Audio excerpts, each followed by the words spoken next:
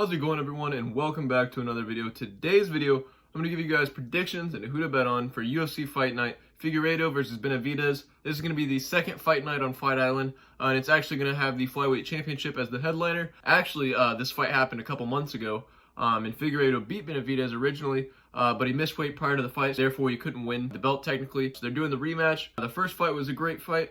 And I'm sure this fight will be just as good, if not better. I'm excited to see it. So yeah, I'm going to stop yapping about it and let's get into it. For the very first fight up on the main card, you have Pantoja versus Azkarov. For this fight, I'm going to be picking Pantoja. He's won 6 of his 8 fights in the UFC. He's far more experienced. He has a record of 22-4 with 16 finishes. He's definitely fought the better competition too. Azkarov, on the other hand, he's 11-0 with 10 finishes. He has a lot of hype behind him, but I believe someone like Alexandre is a tall order, especially in a UFC debut.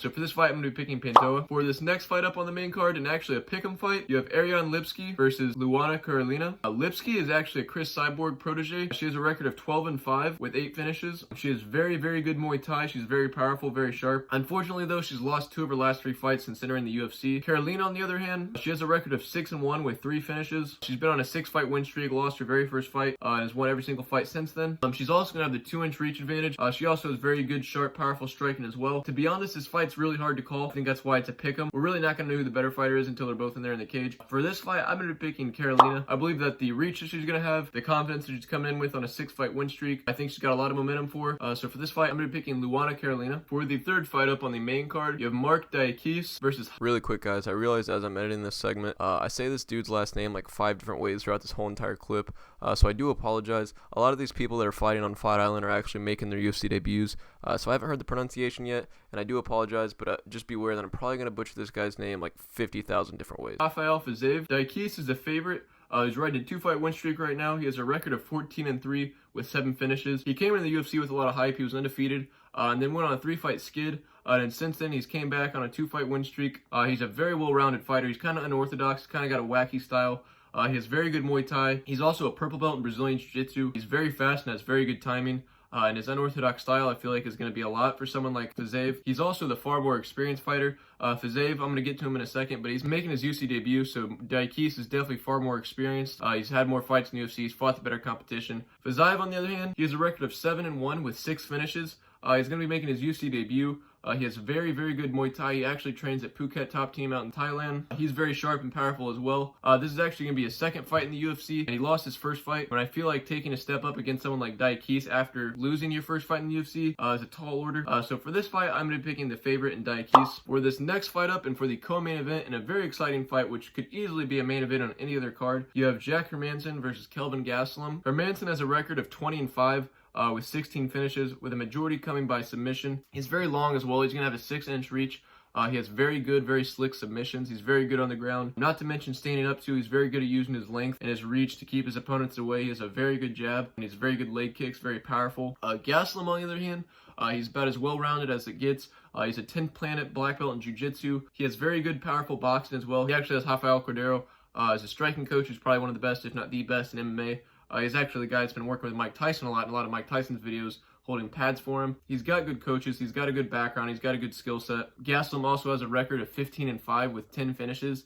He's also a former title challenger. He's probably fought the better competition between the two fighters. Beat former champions as well. I feel like looking at this fight on paper, I would give Gastelum the edge. But I believe once they're in there, I think Gastelum is going to have a lot of trouble with someone who has the length and size of Hermansson.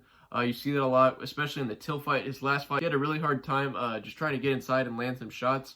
Same thing with Adesanya. He had a better game plan for Adesanya and it worked, but as soon as Adesanya started making those adjustments, he just started picking him apart. And I just think whenever he faces tall, lanky guys like that, he just has a really hard time getting inside, especially someone like Hermansson who's going to have a 6-inch reach. I think that 185 might be a little bit big of a weight class for Gastelum anyways. I know he missed a weight a lot at 170. I really believe that 170 is probably his better weight class because as soon as he jumped up to 185, he did beat some good people, but I just feel like once he started stepping up and kind of got towards the top, he really struggled. Versus at 170, I feel like he'd be a lot closer in size with a lot of these people, and he'd be a lot faster, and his power would be a lot more effective. I don't know, but for this fight, I'm going to pick in Hermansson. He's the plus 100 underdog. I believe that the size that he possesses, his skill set, and how he uses that size is going to play dividends in this fight. So for this fight, I'm going to be picking Hermansson. For this next fight up and for the main event for the Flyweight Championship, you have Figueiredo versus Joseph Benavidez.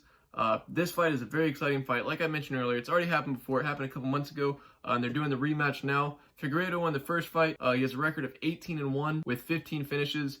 He's very well-rounded. He has a very unorthodox, wacky style as well. He's actually a national champ in Brazilian Jiu-Jitsu back in Brazil. And not to mention, he has very good stand-up with the majority of his finishes coming by knockout. He's also going to have the 3-inch reach advantage going into this fight. Benavidez, on the other hand, has a record of 28-6 with 17 finishes, so he has more fights. He's definitely more experienced, and I would say he's probably fought the better competition between the two. He's a 3-time title challenger. This will actually be his 4th time fighting for a UFC title. He has very good Muay Thai, very good Jiu-Jitsu. He's very well-rounded. He's won 3 of his last 4 with that only loss coming to Figueiredo. For this fight, I really think that Benavidez is going to have a hard time getting inside. I think that was the biggest problem last fight. Figueiredo was very good at keeping that distance.